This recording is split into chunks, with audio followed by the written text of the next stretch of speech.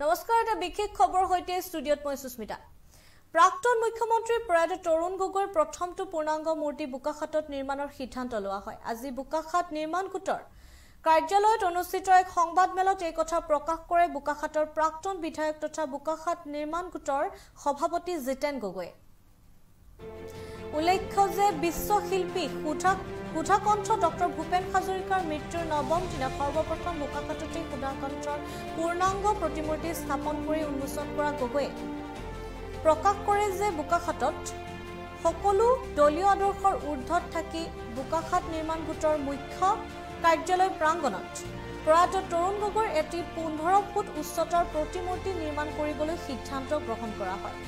উল্লেখ্য যে প্ৰয়াত মুখ্যমন্ত্ৰী নশ্বৰ দেশৰ শেষকৃত্য সম্পন্ন নহওঁতে যোৱা 25 নৱেম্বৰত এই পূৰ্ণাংগ প্ৰতিমূৰ্তি স্থাপনৰ সিদ্ধান্ত গ্ৰহণ কৰা হয় বুলি প্ৰাক্তন বিধায়ক জিতেন গগৈয়ে সাংবাদিকক জানিবলৈ দিয়ে।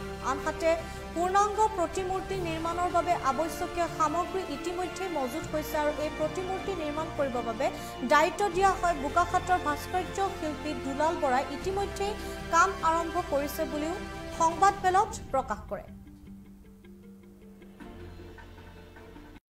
এটা স্বেচ্ছাসেৱী সংস্থা আপোনালোকৰ নচোৱাচিতা আমাৰ দায়িত্বত আছে। গতিকে ইয়াত আমাৰ এখন ব্ৰহ্মপুত্ৰ মাৰ্কেট আছে আমি নিৰ্মাণ গোটৰ, আৰু এই ব্ৰহ্মপুত্ৰ মাৰ্কেটৰ সন্মুখতে শিশু গৃহৰ কাষতে নিৰ্মাণ গোটৰ মানে দুৱাৰ মুখতে তেখেতৰ পূৰ্ণাংগ 15 ফুট ওখৰ প্ৰতিমূৰ্তি আমি নিৰ্মাণ কৰিবৰ কাৰণে ইতিমধ্যে মোটামুটি প্ৰাৰম্ভিক কাম মানে সম্পূৰ্ণই হৈছে।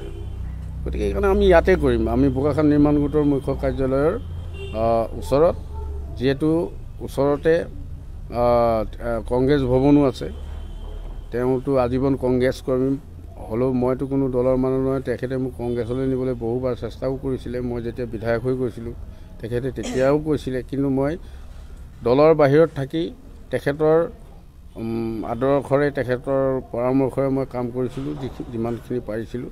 সেইকাৰণে মই ভাবোঁ তেখেতৰ আত্মায়ো শান্তি পাব, যিহেতু কংগ্ৰেছ ভৱনটো ওচৰতে আছে আলিটোৰ ইপাৰে, আৰু এইপাৰে অনাথ শিশু আশ্ৰম, আৰু তেওঁ শিশুসকলক যথেষ্ট শিশুসুলভ মনো তেওঁ আছিলে।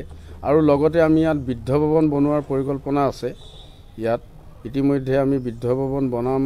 প্ৰতিমূৰ্তি নিৰ্মাণৰ ক্ষেত্ৰত জিলা আৰু বোকাখাট মহকুমা প্ৰশাসনৰ পৰা ল'বলগীয়া অনুমতি বিষয়ক বিভাগীয় প্ৰক্ৰিয়া সমাপন হৈছে বুলি গগৈ সাংবাদিকক জানিবলৈ দিয়ে। ইয়াত ধৰ্ম, বৰ্ণ, ৰাজনৈতিক দল, ব্যক্তি নিৰ্বিশেষে বোকাখাটীয়া ৰাইজ তথা সমূহ চৰকাৰী বেচৰকাৰী সংস্থাসমূহৰ সহায় সহযোগিতা আন্তৰিকতাৰে কামনা কৰে প্ৰাক্তন বিধায়কগৰাকীয়ে।